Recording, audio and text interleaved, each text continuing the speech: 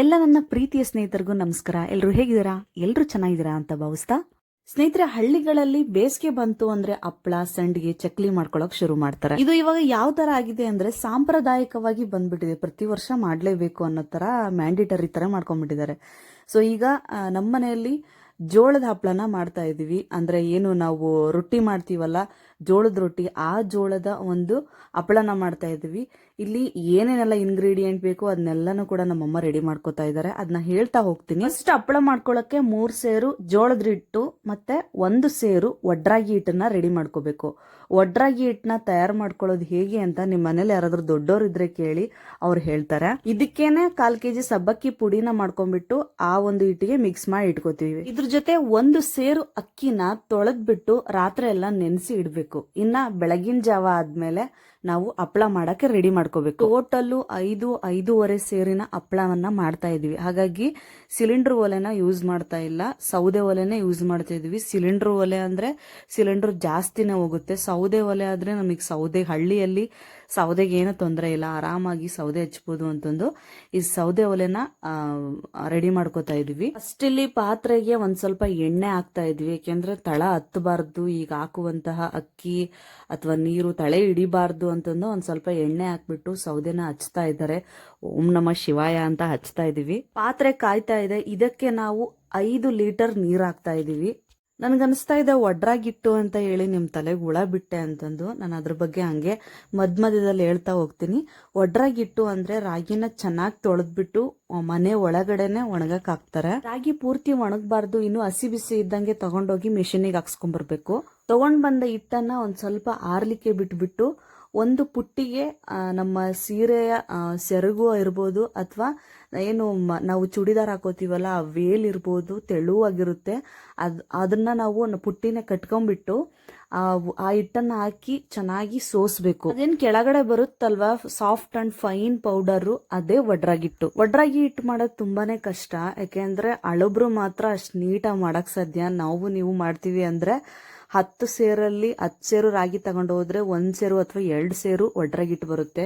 ಅದೇ ಹಳಬ್ರು ಮಾಡೋದಾದ್ರೆ 10 ಸೇರಲ್ಲಿ 8 ಸೇರು ಒಡ್ರಾಗಿಟ್ಟನ್ನ ತೆಗಿತಾರೆ. ಸೊ ಇವಾಗ ಬ್ಯಾಕ್ ಟು ಹಪ್ಪಳ ಪ್ರಿಪರೇಷನ್ ಬಂದ್ಬಿಡೋಣ.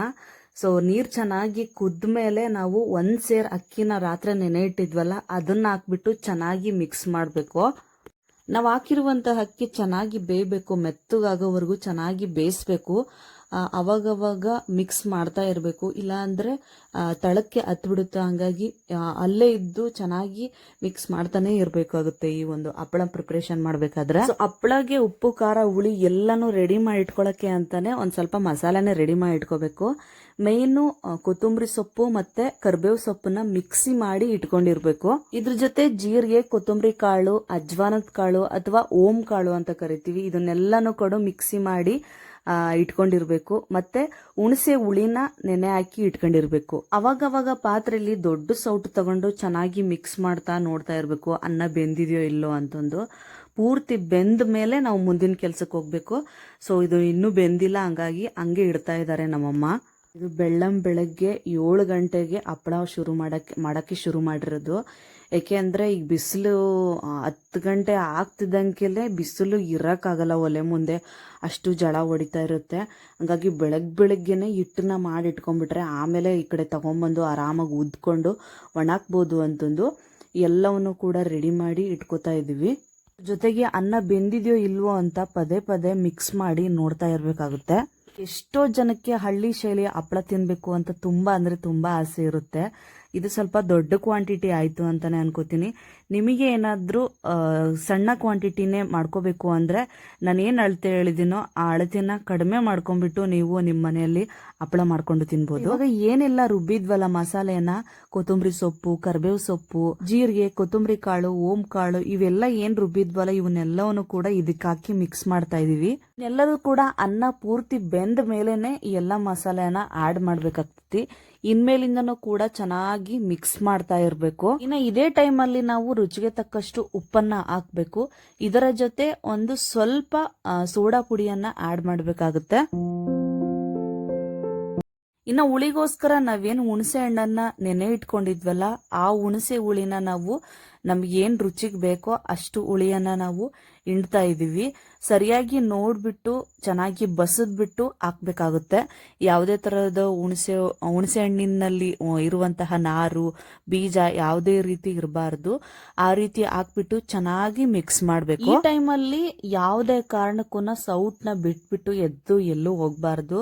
ಚೆನ್ನಾಗಿ ಮಿಕ್ಸ್ ಮಾಡ್ತಾ ಇರ್ಬೇಕು. ಯಾಕೆಂದ್ರೆ ಇವಾಗ ತಳ ಹಿಡಿಯುವಂತ ಚಾನ್ಸಸ್ ತುಂಬಾ ಇರುತ್ತೆ. ಹಂಗಾಗಿ ಚೆನ್ನಾಗಿ ಎಲ್ಲೂ ಬಿಟ್ಟು ಹೋಗದೆ ಇರುವ ಹಾಗೆ ಮಿಕ್ಸ್ ಮಾಡ್ತಾನೆ ಇರಬೇಕು. ಇಲ್ಲಾಂದ್ರೆ ತಳ ಹಿಡಿದ್ಬಿಟ್ಟು ಸಿಯೋ ಚಾನ್ಸಸ್ ಇರುತ್ತೆ. ಹಂಗಾಗಿ ಒಲೆ ಬಿಟ್ಬಿಟ್ಟು ಎಲ್ಲೂ ಹೋಗ್ಬಾರ್ದು. ಇವಾಗ ಕಂಪ್ಲೀಟ್ ಆಗಿ ಅನ್ನ ಆಗಿದೆ ನೋಡ್ಬೋದು ನೀವು, ಪೂರ್ತಿಯಾಗಿ ಬೆಂದಿದೆ. ಈಗ ನಾವು ಇದಕ್ಕೆ ಹಿಟ್ಟಾಕಿ ಮಿಕ್ಸ್ ಮಾಡಬೇಕು. ಅಂದ್ರೆ ನಾವು ಯಾವ ರೀತಿಯಾಗಿ ಮುದ್ದೆ ಮಾಡ್ತೀವಲ್ಲ ಆ ರೀತಿಯಾಗಿ ನಾವು ಹಿಟ್ಟನ್ನ ಹಾಕ್ಬೇಕಾಗುತ್ತೆ. ಒಂದೇ ಕಡೆ ಒಂದು ಗುಂಪಲ್ಲಿ ಹಾಕ್ಬೇಕಾಗುತ್ತೆ.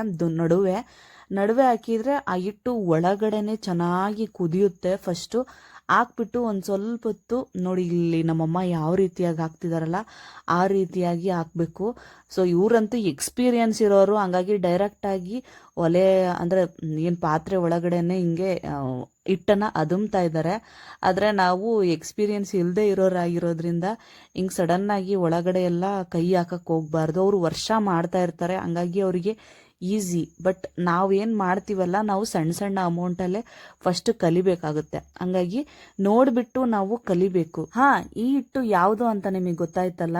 3 ಸೇರು ಜೋಳದ ಹಿಟ್ಟು, 1 ಸೇರು ಒಡ್ರಾಗಿಟ್ಟು, 1/4 kg ಸಬ್ಬಕ್ಕಿ. ಸ್ಟಾರ್ಟಿಂಗ್ ತೋರಿಸಿದ್ನಲ್ಲ ಅದೇ ಹಿಟ್ಟು ಇದು. ಸೊ ಇವಾಗ ಚೆನ್ನಾಗಿ ಬೆಂದಿದೆ ನೋಡ್ಬೋದು ನೀವು. ಸೊ ಕೆಳಗಡೆ ಉರಿನ ಕಡಿಮೆ ಮಾಡಿದ್ದಾರೆ. ಯಾಕೆ ಅಂದ್ರೆ ಇನ್ನೆಷ್ಟು ಕೂಡಿಸ್ಬೇಕು ಈ ಎಗ್ಗೆ. ನಾವು ಮುದ್ದೆನ ಕೈ ಬಿಡ್ಲಿಲ್ದಂಗೆ ಒಂದೇ ಇದರಲ್ಲಿ ಒಳಗಡೆನೆ ಕೂಡಿಸ್ತೀವಲ್ಲ ಆ ರೀತಿಯಾಗಿ ನಾವು ಕೂಡಿಸ್ಬೇಕೀಗ. ಹಂಗಾಗಿ ಫುಲ್ ಶಕ್ತಿ ಹಾಕಿ ಚೆನ್ನಾಗಿ ಕೂಡಿಸ್ಬೇಕು.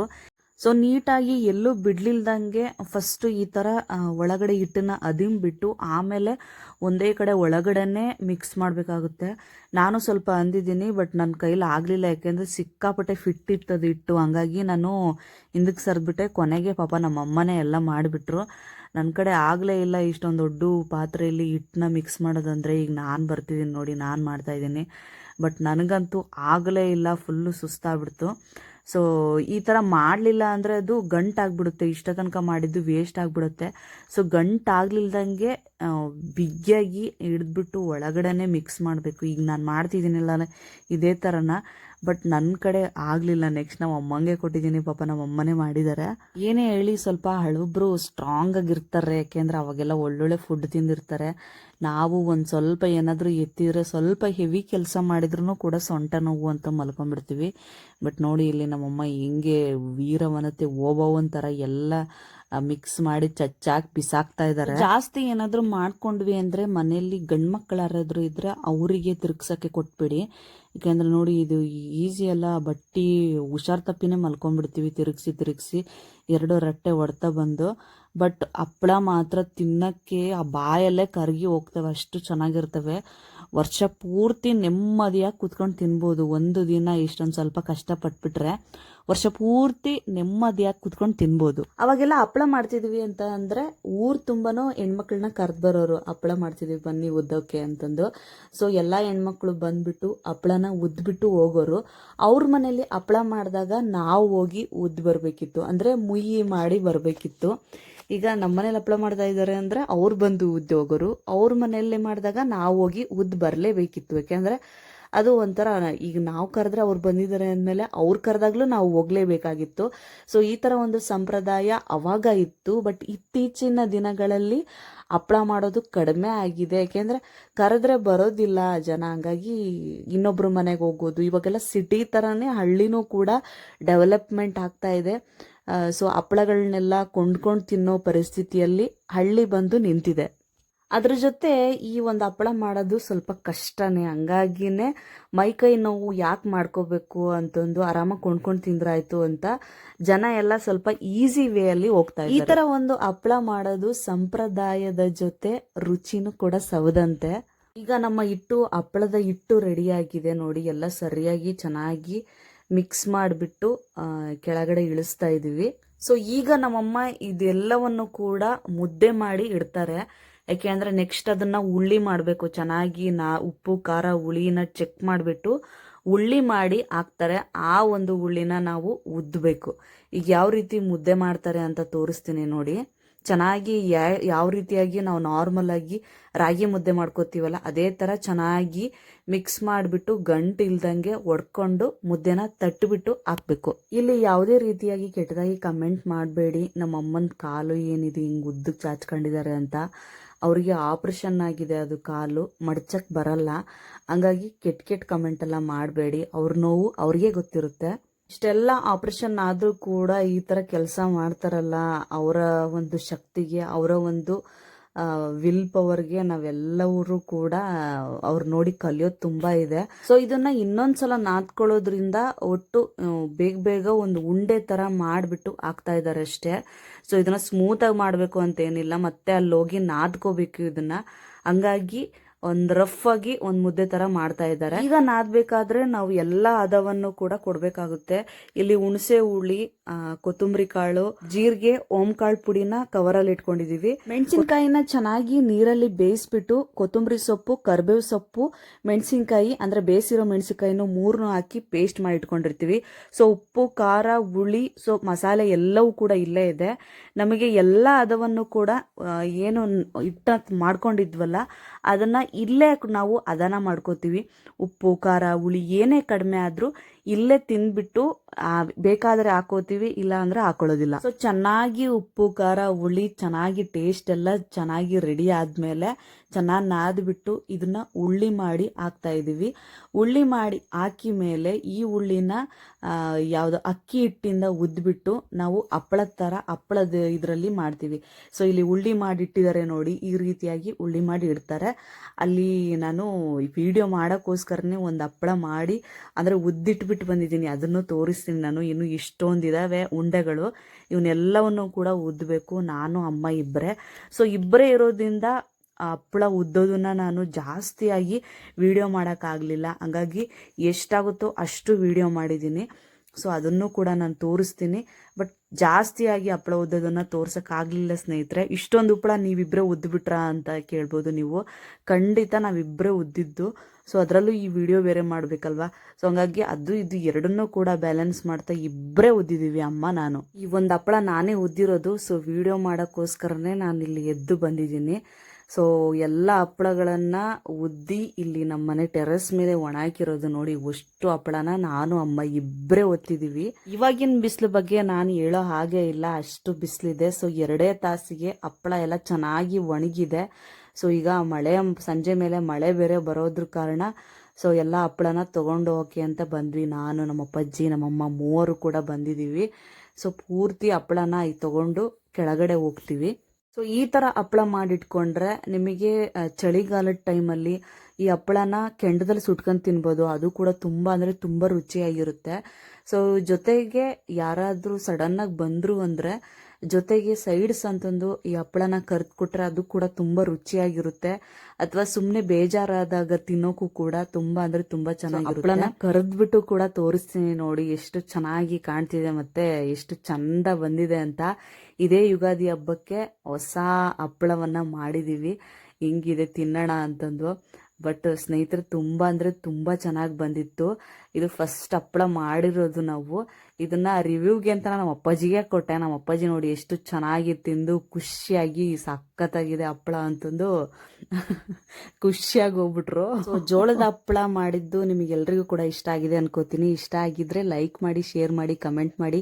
ನೀವು ಕೂಡ ಮನೆಯಲ್ಲಿ ಒಂದ್ಸಲ ಟ್ರೈ ಮಾಡಿ ಅಂತ ಹೇಳ್ತಾ, ಹೊಸ ವರ್ಷ ಹೊಸ ದಿನ, ಈ ಒಂದು ಯುಗಾದಿ ಹಬ್ಬ ನಿಮ್ಮೆಲ್ಲರ ಬಾಳಲ್ಲಿ ಸುಖ, ನೆಮ್ಮದಿ, ಶಾಂತಿಗೆ ಸಿಗ್ಲಿ ಅಂತ ಆ ದೇವರಲ್ಲಿ ನಾನು ಬೇಡ್ಕೋತೀನಿ. ಮತ್ತೆ ಒಂದು ಮುಂದಿನ ವಿಡಿಯೋದಲ್ಲಿ ಸಿಗ್ತೀನಿ ಸ್ನೇಹಿತರೆ. ಅಲ್ಲಿವರೆಗೂ ಟೇಕ್ ಕೇರ್, ಬಾಯ್, ನಮಸ್ಕಾರ.